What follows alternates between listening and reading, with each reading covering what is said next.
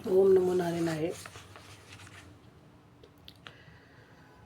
मैं अब्बा मंडल संस्थान सरोज देवा जी। भागवत चर्चा चल रही है।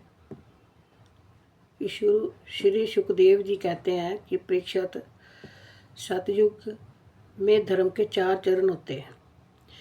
वे चरण है सत्य, दया, तप और दान। उस समय के लोग पूरी निष्ठा के साथ अपने अपने धर्म का पालन करते हैं। धर्म स्वयं भगवान का स्वरूप है। सतयुग के लोग बड़े संतोषी और दयालु होते हैं।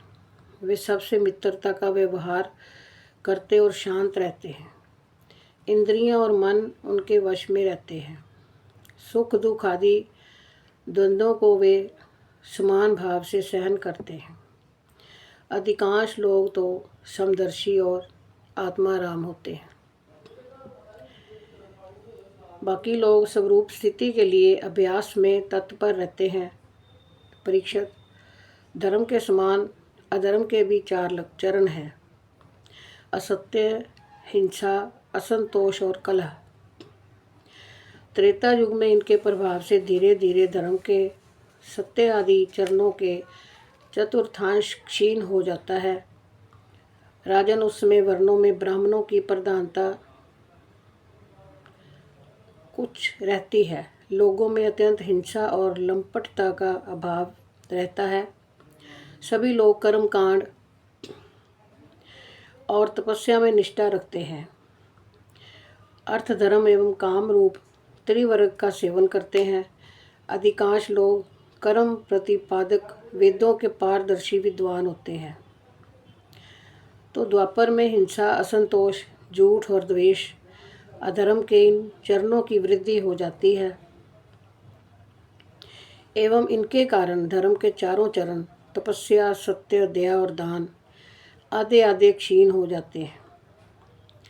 उस समय के लोग बड़े यशस्वी, कर्मकांडी और वेदों के अध्यापन में बड़े तत्पर होते हैं। लोगों के कुटुंब बड़े बड़े होते हैं। प्रायः लोग धनाढ्य एवं सुखी होते हैं। उस समय वर्णों में क्षत्रिय और ब्राह्मण 2 वर्णों की प्रधानता रहती है।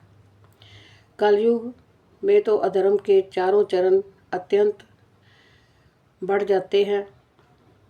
उनके कारण धर्म के 4 चरण क्षीण होने लगते हैं और उनका चतुर्थांश ही बच रहता है। अंत में तो उस चतुर्थांश का भी लोप हो जाता है।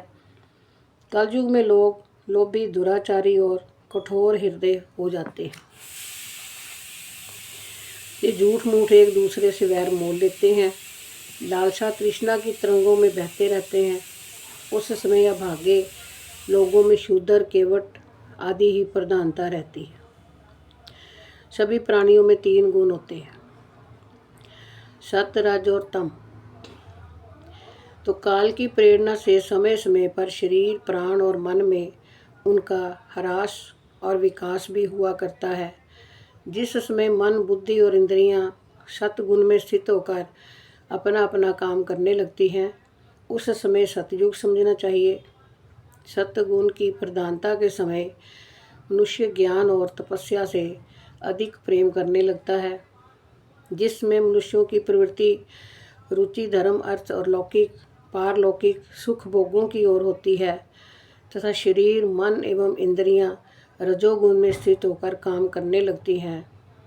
बुद्धिमान परीक्षित, तो ये समझना चाहिए कि उस समय त्रेता युग अपना काम कर रहा है, जिसमें लोभ, असंतोष, अभिमान, दंभ और मत्सर आदि दोषों का बोलबाला हो और मनुष्य बड़े उत्साह तथा रुचि के साथ सकाम कर्मों में लगना चाहें, तो उस समय द्वापर युग समझना चाहिए।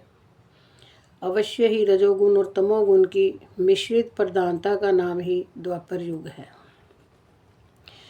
जिस समय झूठ, कपट, तंद्रा, निद्रा, हिंसा, विवाद, शोक, मोह, भय और दीनता की प्रधानता हो, उसे तमोगुण प्रधान कलयुग समझना चाहिए। जब कलयुग का राज्य होता है तब लोगों की दृष्टि क्षुद्र हो जाती है। बहुत से लोग अत्यंत निर्धन परंतु खाते हैं बहुत अधिक। उनका भाग्य तो होता है बहुत ही मंद और चित्त में कामनाएं होती हैं बहुत बड़ी बड़ी। स्त्रियों में दुष्टता और उल्टापन की वृद्धि हो जाती है। सारे देश में गांव गांव में लुटेरों की प्रधानता हो जाती है। तो पखंडी लोग अपने अपने नए नए मत चलाकर मनमाने ढंग से वेदों का तात्पर्य निकालते रहते हैं। लोभी और लालची वेद और शास्त्रों को उल्टा पलटा कर जैसे भी वो समझा समझा कर दूसरों की बुद्धि को पलट कर वेदों का अध्ययन गलत करवा के तो अपनी कमाई के लिए ही, अपना पेट भरने के लिए ही गरीब लोगों का शोषण करते हैं। तो जो ब्रह्मचारी लोग हैं, ब्रह्मचार्य व्रत से रहित और अपवित्र रहने लगते हैं, तो गृहस्थ दूसरों को भिक्षा देने के बदले स्वयं भीख मांगने लगते हैं। वानप्रस्थी गांवों में बसने लगते हैं और सन्यासी धन के अत्यंत लोभी अर्थ पिशाच हो जाते हैं। स्त्रियों का आकार तो छोटा हो जाता है पर भूख बढ़ जाती है। उन्हें संतान बहुत अधिक होती है और वे अपनी कुल मर्यादा उल्लंघन करके लाज हया तो उनका भूषण वह छोड़ देती है। वे सदा सर्वदा कड़वी बात कहती रहती हैं। चोरी तथा कपट में बड़ी निपुण हो जाती हैं। उनमें साहस भी बहुत बढ़ जाता है। व्यापारियों के हृदय अत्यंत क्षुद्र हो जाते हैं। वे कोडी कोडी से लिपटे रहते नीच से नीच धोखाधड़ी करने लगते हैं। और तो क्या, आपत्ति काल ना होने पर तथा धनी होने पर भी वे निम्न श्रेणी के व्यापारों को, जिनकी सत्पुरुष निंदा करते हैं, उसको ठीक समझने और अपनाने लगते हैं। स्वामी चाहे सर्वश्रेष्ठ ही क्यों ना हो, जब सेवक लोग देखते हैं कि उसके पास धन दौलत नहीं रही, तब उसे छोड़कर भाग जाते हैं। सेवक चाहे कितना ही पुराना क्यों ना हो, परंतु जब वह किसी विपत्ति में पड़ जाता है तो स्वामी उसे छोड़ देता है। और तो क्या, जब गायें बकेन हो जाती हैं, दूध देना बंद कर देती हैं, तब लोग उनका भी परित्याग कर देते हैं। गौ सेवा भी समाप्त हो जाती है। तो ये कहते हैं कि राजा परीक्षित, कलयुग के मनुष्य बड़े ही लंपट हो जाते हैं। वे अपनी काम वासना को तृप्त करने के लिए ही किसी से प्रेम करते हैं। विषय वासना के वशीभूत होकर इतने दीन हो जाते हैं कि माता पिता भाई बंधु मित्रों को भी छोड़कर केवल अपनी साली और सालों से ही सलाह लेने लगते हैं।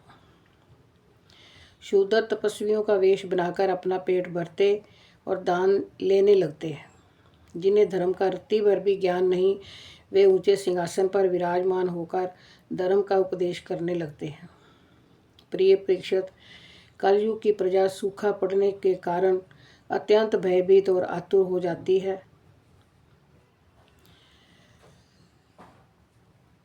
प्राणों की रक्षा के लिए उन्हें रोटी का टुकड़ा मिलना भी कठिन हो जाता है। कलयुग में प्रजा शरीर ढकने के लिए वस्त्र और पेट की ज्वाला शांत करने के लिए रोटी, पीने के लिए पानी और सोने के लिए 2 हाथ जमीन से भी वंचित हो जाती है। उसे दाम्पत्य जीवन, स्नान और आभूषण पहनने की भी सुविधा नहीं रहती। लोगों की आकृति, प्रकृति और चेष्टाएं पिशाचों की सी हो जाती हैं। कलयुग में लोग अधिक धन की बात ही क्या, कुछ कौड़ियों के लिए आपस में वैर विरोध करने लगते हैं। बहुत दिनों के सद्भाव तथा मित्रता को तिलांजलि दे देते हैं। इतना ही नहीं परीक्षित, कलयुग में शूद्र प्राणी केवल काम वासना की पूर्ति के लिए ही पेट भरने की धुन में लगे हुए हैं। परीक्षित, श्री भगवान ही चराचर जगत के परम पिता और परम गुरु हैं। इंद्र, ब्रह्मा आदि त्रिलोकाधिपति उनके चरण कमलों में अपना सिर झुकाकर सर्वस्व समर्पण करते रहते हैं। तो ये कलयुग को जो बताया हुआ है, सत्य रज तम 3 गुण है। तीनों गुणों से जब इंसान वंचित हो जाता है और कलयुग के जीवों की ये बहुत ही जहाँ पर चर्चा की गई है भागवत महापुराण में, भागवत के 12 स्कंद में राजा परीक्षित को जब कथा सुना रहे हैं, भागवत कथा कर रहे हैं सुखदेव जी, तो वो बता रहे हैं कि कलयुग में क्या क्या होता है और कलयुग में क्या होने वाला है। तो ये सब मनुष्य जब मरते समय भी, गिरते या फिसलते समय भी विष होकर यदि भगवान के किसी नाम, इसमें एक इतनी महानता है कि कहते हैं कि जब अंतिम समय आए तो भगवान का नाम लेते हुए भी प्राण निकले तो उसकी मुक्ति हो जाती है। और कलयुग में संकीर्तन ध्यान जो है वो उसकी बड़ी महिमा बताई हुई है कि भगवान सत्संग में विराजमान है। तो एक दो जन्मों के पाप नहीं, हजारों जन्मों के पाप भी सत्संग में जाकर भस्म हो जाते हैं। तो सत्संग की इतनी महिमा है कि तीर्थ, दान, प्राणायाम, यज्ञ, तपस्या जो मर्जी कलयुग में कोई करे या ना करे, लेकिन 2 मिनट का जो सत्संग है वो करने से उसका जो है उद्धार हो सकता है। तो परीक्षित, ये जो कलयुग की बताई गई है विशेषताएं, ये कलयुग में जो है इसकी एक यही विशेषता है कि वे जब भगवान का नाम लिया जाए, भगवान के नाम का संकीर्तन किया जाए, हरि नाम संकीर्तन किया जाए, महामंत्र का जाप किया जाए, तो कलयुग में प्राणी अपना जीवन उद्धार कर सकता है और अपनी अच्छी गति को प्राप्त हो सकता है। ओम शांति शांति शांति ओम।